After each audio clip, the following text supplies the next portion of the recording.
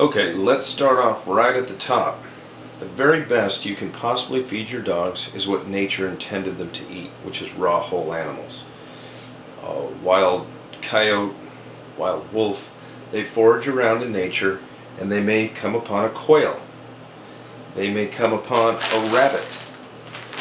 They may come upon a vole or a gopher. This here is a guinea pig, but it's very similar. In point of fact, the majority of what any dog is going to eat in the wild is going to be some kind of rodent, a rabbit, a vole, gopher, beaver. They're all rodents. Or quail, a ptarmigan, a pheasant, some type of bird. Well, how does that apply to you, let's say if you live in the city?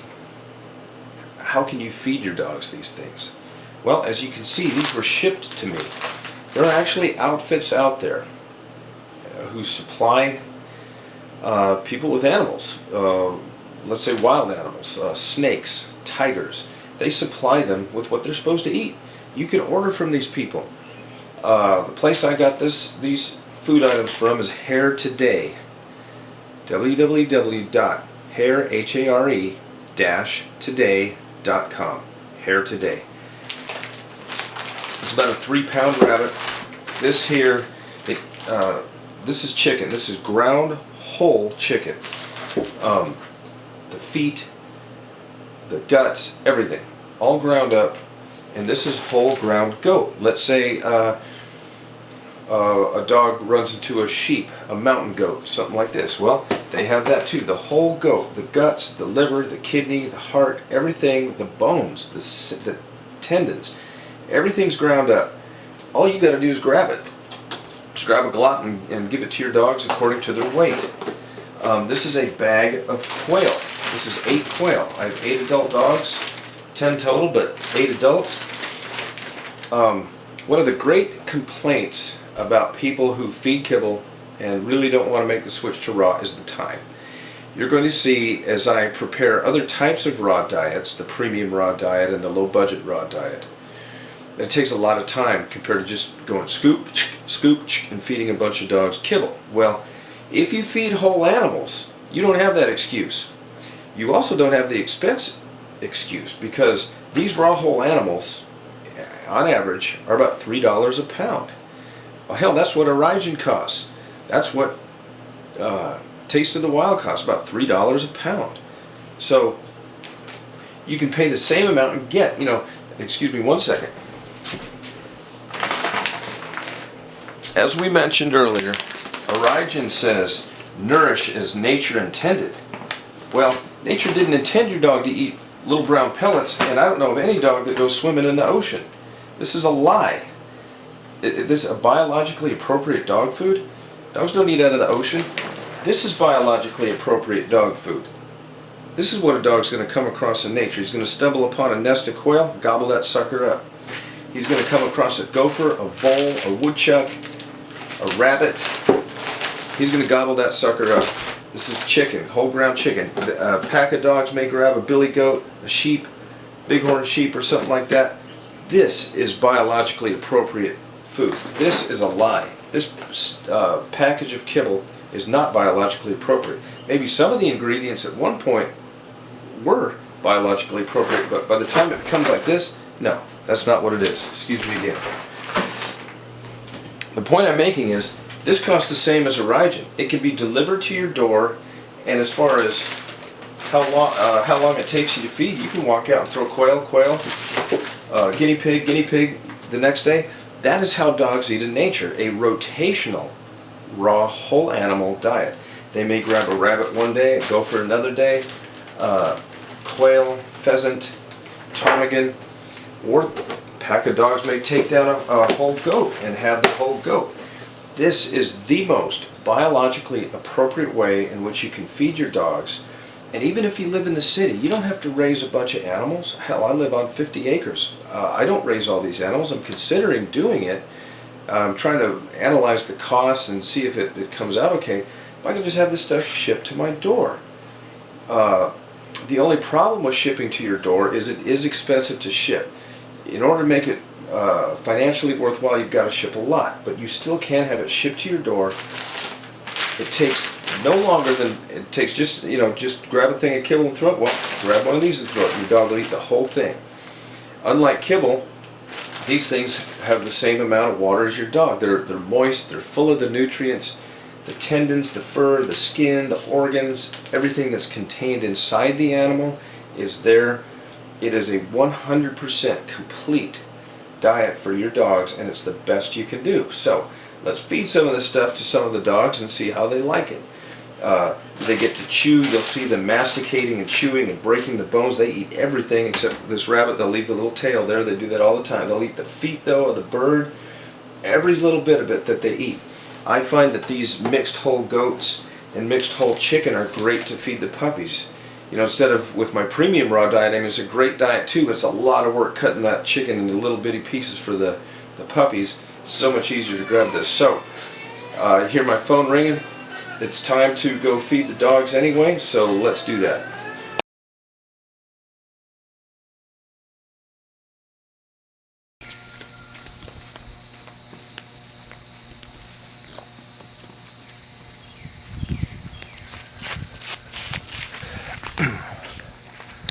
Alright, we are now watching Silverback eat his raw bird. Hold on one second.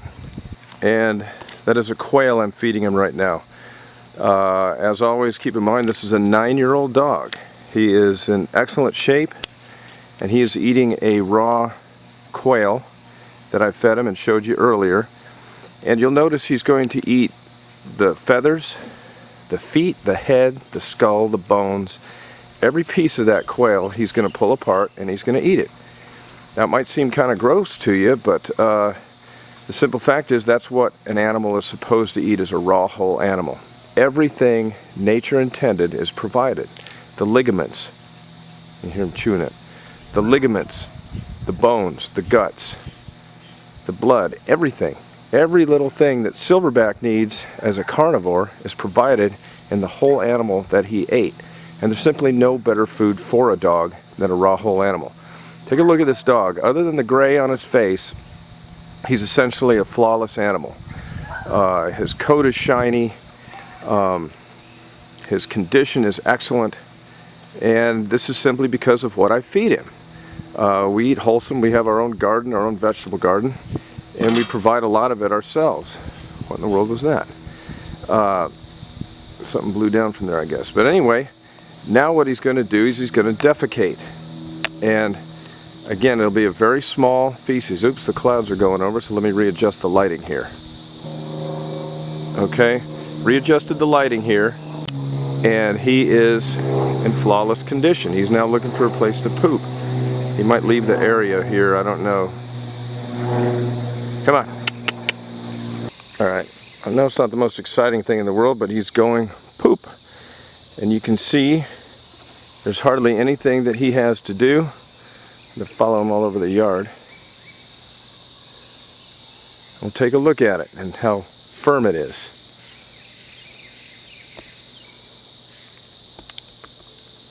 Alright, let's take a look what we got here. Okay, now here's Silverback's famous turd. Well, you might be wondering what I'm showing this turd on video for, but it's to show the quality of the stool output when you feed a raw diet. First of all, it's very small. It's minimal. There's almost nothing to it. It's hard. It bounces. And what that shows is the key phrase that we've been using, which is biological availability. As we discussed, biological availability is bio means life. Biological availability means the ability to sustain life, the usability of the food that's being eaten. When any animal eats food, it doesn't necessarily mean it can digest that food completely. When you see great big turds, you're either seeing an animal that's eaten too much. Here comes a dung beetle. Life is going to come and handle this turd here. But your dog is either eating too much, or more than likely, if you're feeding kibble, your dog is not able to digest all of its food. It's funny, there's a dung beetle about to come up and take care of this. A lot of the nutrition profiles you read on kibble if not all of them, are made based on the raw constituents of the food. 23% protein, 30% protein. That's not necessarily what it is after the kibbling process. When a dog eats the kibble, it's not digesting as much as it is when it's eating a raw food item. And that is where biological availability comes in.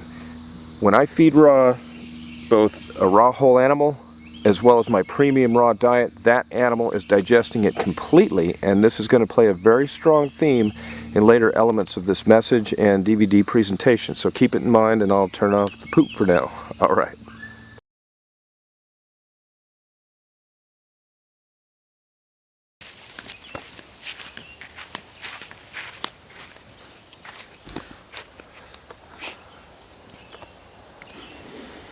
Alright, this is Silverback eating a guinea pig. Yesterday we had him eat a quail, and now we are using the rotational diet we've talked about and feeding him a guinea pig, if I can get this camera level. Once again, this is a 9-year-old dog, and once again he is in impeccable shape and condition. It's like a 63-year-old man. I believe today is May 3rd. He will be 9 on May 9th. So he really is a 9-year-old dog. Thanks for giving us your back end. You watch, he tears through the fur and everything. And as with the quail, he's going to essentially eat everything. The bones, the fur, the hide, the guts, everything. Once again, everything is provided for him. He himself is composed of hair, ligaments, tendons, bones, organs, etc. So what is he going to nourish himself? I mean, what better to nourish himself with than organs, bones, tendons, etc. Just for clarification, this is a pre-killed rodent. I did not kill it. There was no animal cruelty in its creation, in its being fed to Silverback. This was raised and harvested by Hare Today, HARE-today.com,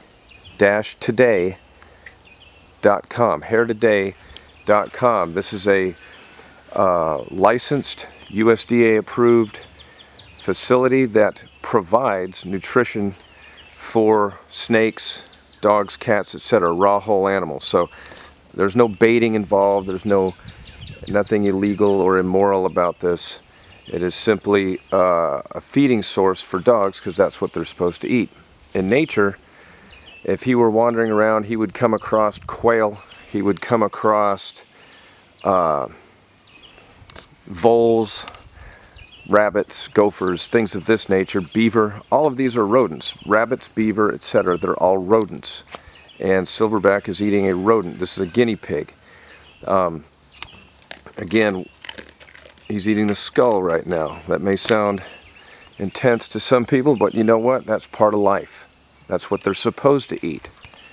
I think people get so off track when it comes to animals, like they're supposed to eat cake and ice cream, and you even have some companies that make vegetarian diets for dogs. That's absolutely asinine. Dogs don't eat all vegetables. They may have some vegetable matter, but they're not herbivores. They're carnivores, and this is what they're supposed to eat. So this is what he is eating, and this is a prime diet. One of the very big complaints that some people have with feeding raw is the time it takes to prepare. Well, if you feed raw whole animals, there is no preparation time. You just toss him the animal, and he's taking his time eating it. He's masticating his food. That means chewing, and he's going to pull it apart, and he's going to eat every piece of this thing. I don't know if I should have you watch the whole thing because it can get pretty grisly when it gets to the guts, but he's going to pull and eat every single piece of this. So we're going to go ahead and watch the process. He develops his neck as he's doing this. He's pulling and yanking on the flesh and the bones, and that's what he would do if he were a wild dog in nature and he came across a wild animal. He would be tearing it apart and eating it. And again, chew all that bone up. They don't leave the bones behind, they eat every bit of it. Now, if he was on a moose or something enormous that, let's say, a pack of dogs ate, he probably wouldn't be able to eat the entire bones, because there's a huge animal. Those are thick bones, but they do chew the ends of them. They do get the caps off them and suck out the marrow, because the marrow is very good for a dog. Has a lot of nutrients in it, and every bit of what he's eating is good for him. That's what he's supposed to eat. And I think his condition, you go look at your own 9-year-old dogs, ladies and gentlemen, and tell me they look like this dog. I get a lot of people asking me, what do you feed your dogs? How do they look so good? Well, here they are looking good, and this is what I feed them, what they're supposed to eat. And that is the key underlying theme to this presentation. It's simply the fact that in order for your dogs to look their best, you have to feed them their best. And what is best for a dog is what he's eating right now, and that's raw, whole animals. Rather than preparing my premium raw diet that you're going to see, if you don't have the time, you just buy these animals in a bag. That's about a 2-pound guinea pig. It's a little bit big for him, I'd say, to eat regularly. Probably 1.5 pounds would be good for him. But it's going to be perfectly fine, you know, for this day. The quail was perhaps a little bit on the small side. It's about 3/4 pound. So that type of fluctuation, it's not going to hurt a dog, because they fluctuate in real life. You know, they may get a huge rabbit one day. They may not get anything but a couple of pocket gophers the next day. As you can see, he's yanking on everything, the skin, the tendons, and he's just chewing it and yanking and chewing and yanking until there's nothing left. And that's how dogs are supposed to eat.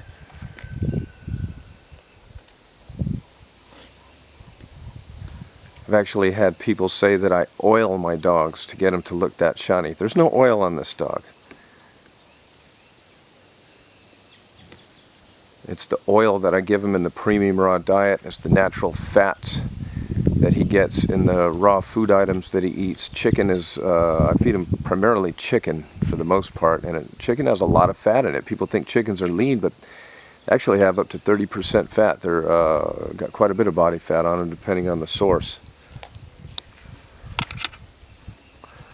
But this is an unconditioned elderly dog, a 9-year-old dog, not in condition. This is how he looks all the time. Sometimes, you know, when it's winter, he'll be a little fatter.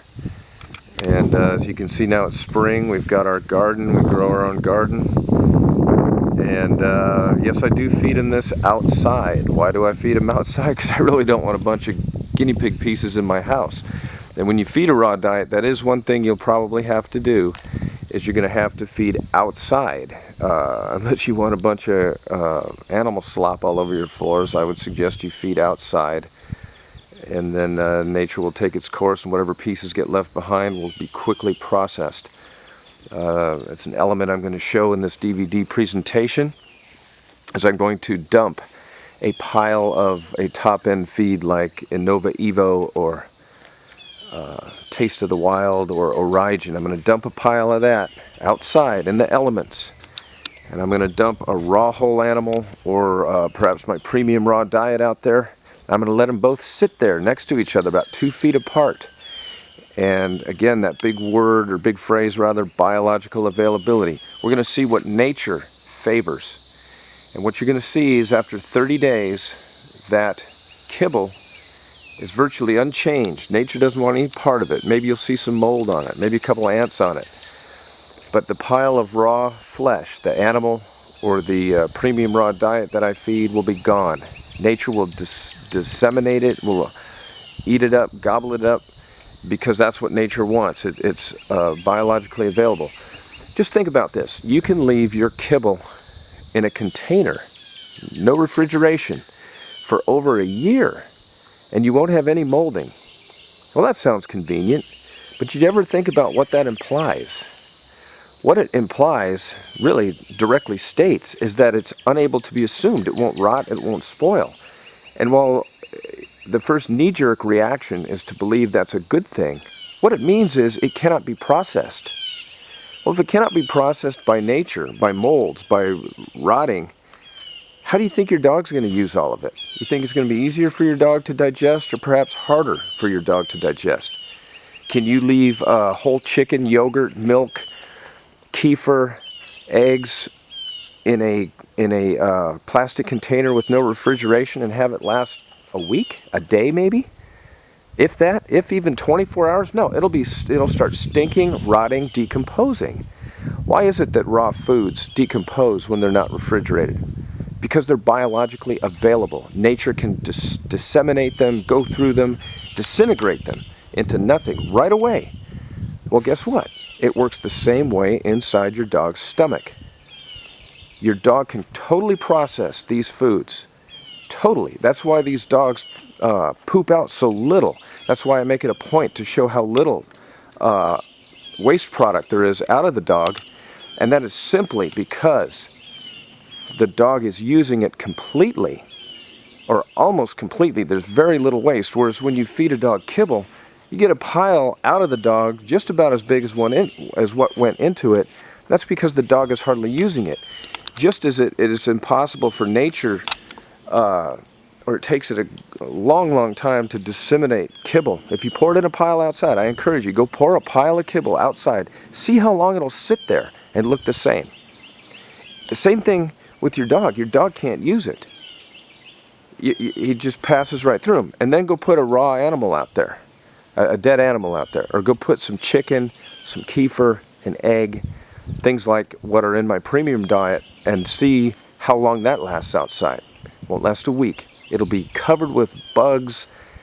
Something may come along and eat it. It'll just disintegrate. Even if nothing like a stray dog or something comes to get it, it'll just disintegrate of its own accord because it is biologically available. And while it may take Silverback a longer time, as you're seeing, to eat this food, he's carefully picking it apart, and he's going to eat every bit of it. And you're going to see what he poops out from yesterday's feeding of the quail. Almost nothing. He's used every bit of it. And that is the key underlying factor, is the usability, the actual usability of the food that the dog is eating. And when they eat what they're supposed to eat, which is raw whole animals or my premium raw diet, they're going to use almost all of it. There's going to be almost no stool output. When you feed them kibble, they're going to use almost none of it, and that's why there's going to be a very large, sticky, grimy output. Oop, there goes the guts. Don't eat lunch now, ladies. Well, I think the point's been made. He's eating the guts. I kind of turned that off because it might make some people grossed out, but that is the way it is. Anyway, the point is made. I'm going to turn it off now until it's time for him to defecate, and then we'll go ahead and wrap it up and show the rest of the presentation. Another point I wanted to make about feeding before I stop is I tried to move him for a second. He got mad at me. I want to show you something. Do not feed your dogs raw animals with your kids around. I'll show you why.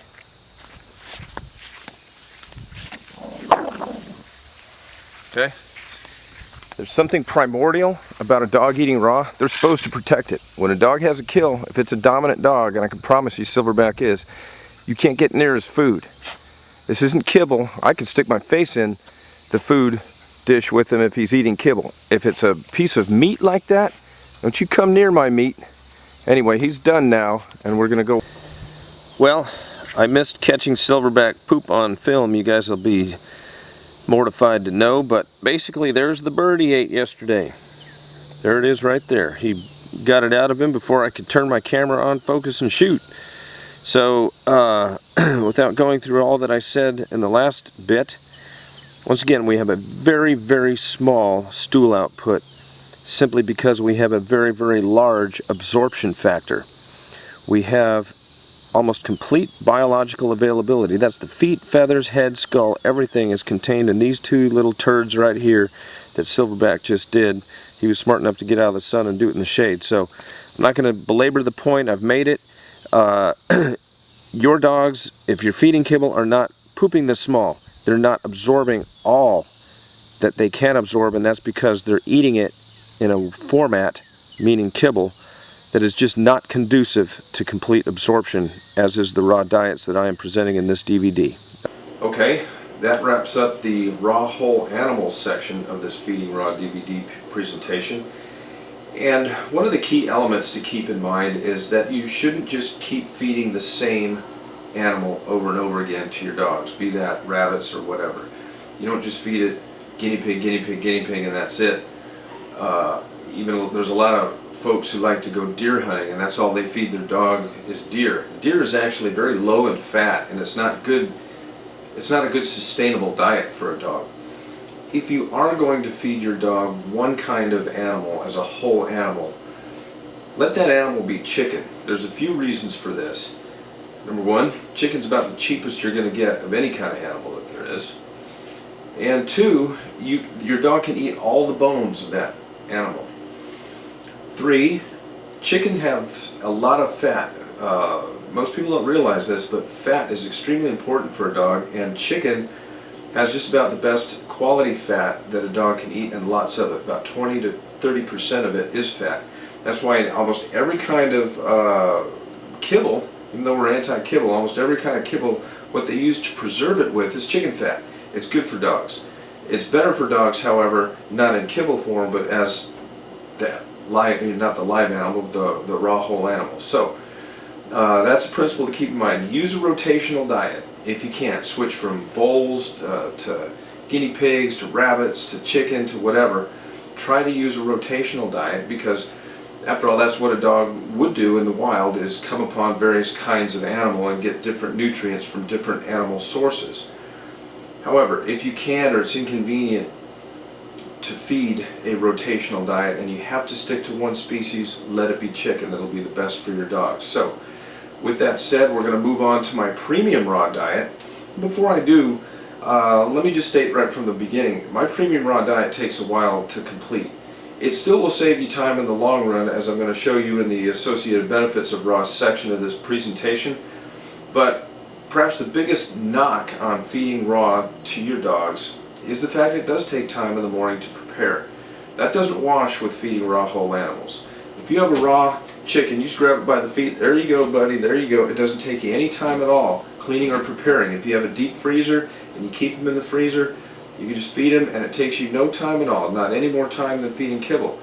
Now when we move on to the premium raw diet, which is essentially, instead of raw whole animals, which I believe is best, it's something that you kind of piece together with store-bought items. It's still top quality nutrition, but it does take time. Let's face that fact, it does.